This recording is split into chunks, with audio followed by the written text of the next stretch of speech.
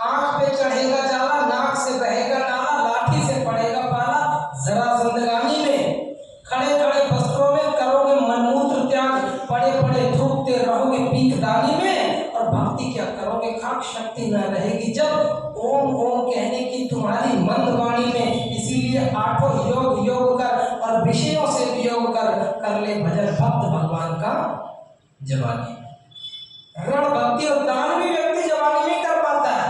बूढ़ा व्यक्ति तो खुद औलाद के आगे हाथ फैलाता, भाई साहब 2 रुपए दे दो, बड़ी इच्छा कर रही है कुछ खाने की, बच्चे पैसे भी देते, तो तुम्हारे पास दान देने के लिए कहां से आ जाएगा। इसलिए जवानी में भी दान दे सकता है व्यक्ति, बुढ़ापे में नहीं दे सकता। बुढ़ापे में ओम ओम भी नहीं निकलता। एक व्यक्ति मरने वाला था, घर वालों ने सोचा भाई बाबूजी मरने वाले हैं, जीवन भर कभी तो नाम लिया नहीं ओम का, 24 घंटे दुकान पर ही लगे रहे, बिजनेस जब देखो तब दुकान, सुबह 6 बजे खोल देते थे, रात को 11 बजे दुकान से आते थे, कभी भगवान का नाम नहीं लिया। अब मरने वाले हैं तो कम से कम चलो ओम का ही नाम निकलवा ले, कुछ तो बोलेंगे 2-4 बार, शायद कल्याण हो जाए। और बाबूजी से कहो भैया ओम ओम बोलो, बाबूजी कह रहे हैं मुझसे नहीं बोला जाता। अब लोगों ने सोचा, घर वालों ने ये पूछेंगे क्या नहीं बोला जाता, तब तो बोलेंगे ओम नहीं बोला जाता, इसी बहाने ओम निकल जाए। घर वालों ने कहा बाबूजी क्या नहीं बोला जाता, अरे मुझसे भाई नहीं बोला जाता, तुम भी भुलवाने की कोशिश कर रहे हो, भाई नहीं बोला जाता। घर वालों ने और जुगाड़ लगाई, घर वालों ने सोचा हमारी जो बहन है उसके जो पति और नाम ओम प्रकाश है उनको बुलाओ, उनको दिखाएंगे सामने तो ये बोल देंगे कि ये कौन है, तो नाम तो लेंगे ओम प्रकाश है, इसी बहाने से ओम निकल जाए। ओम प्रकाश को बुलाया गया बाबूजी के सामने, दामाद जी आ गए, बाबूजी देखो कौन आए हैं, बताओ आप पहचान रहे हो इनको, कौन आए हैं। अरे मुझे बेवकूफ मत समझो, मैं मरने वाला हूं, उसका मतलब ये नहीं है मैं कुछ जानता नहीं हूं, अरे ये तो सुशीला का घर वाला है। लेकिन फिर भी ओम निकलने की, मुंह से ओम नहीं निकल रहा।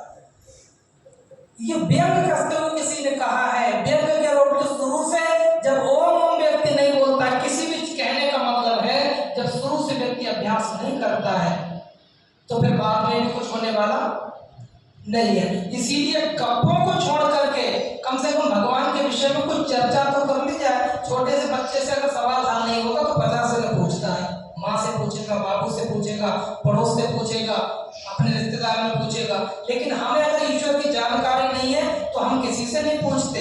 एक बार पंडित जी बस श्रावण मास में आ जाते हैं, बस उन्हीं से पूछ लेते हैं, उनके अलावा फिर हम चर्चा कभी नहीं करते किसी के सामने। वेद कहता है जो व्यक्ति दिन भर झूठे वाद विवादों में अपना समय खोते रहते हैं उनको भी कभी ईश्वर प्राप्त नहीं होता। इसीलिए अंतिम बात और कह दी वेद ने, किनको ईश्वर नहीं प्राप्त होता, तन के उजले मन के काले बगले जैसे भेष, तन के उजले मन के काले बगले जैसा भेष, पगला भक्ति अनेक मिलेंगे अर्नब देव विशेष, जो भूले वेद के ज्ञान को नर नार आज के, जो भूले वेदों के ज्ञान को नर नार आज के, कैसे जानेंगे भगवान को नर नार आज के, कैसे जानेंगे भगवान को नर नार आज के। जो व्यक्ति, आपने देखा ना भगवान क्या करता है, एक बार राम लक्ष्मण वन में घूम रहे हैं तो एक सरोवर में देखते हैं एक बगुला एक पैर पे खड़े होकर के बड़े ध्यान से बिना हिले डुले खड़ा है एक पैर से। तो राम कहते हैं कि देखो लक्ष्मण कह रहे कितने ध्यान से देखो बगला भगा कर भजन कर रहा है, कितने ध्यान लगा करके बिल्कुल हिल नहीं रहा है। आपस में चर्चा ही कर रहे हैं, इतने में मछली आती है, वो कहती है राम जी आपको गलत फहमी है, ये ध्यान कुछ नहीं कर रहा है, मैंने पूरे परिवार का सत्यानाश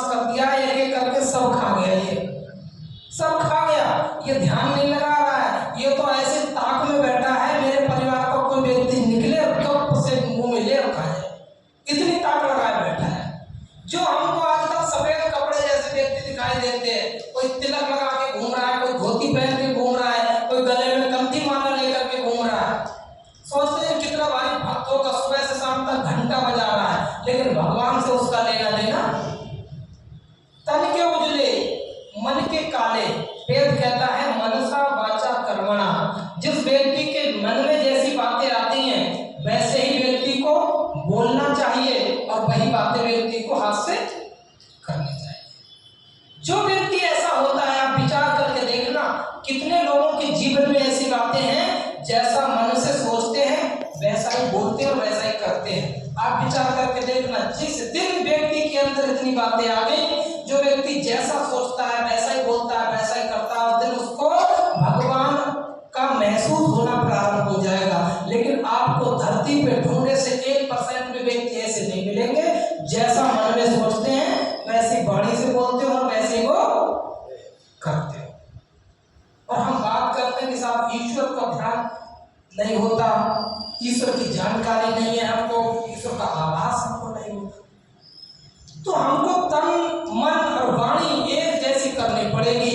वेद यही कहता है इतनी चीजें जब हमारी एक जैसी हो जाएंगी तो हमको ईश्वर का आभास होना प्रारंभ हो जाएगा।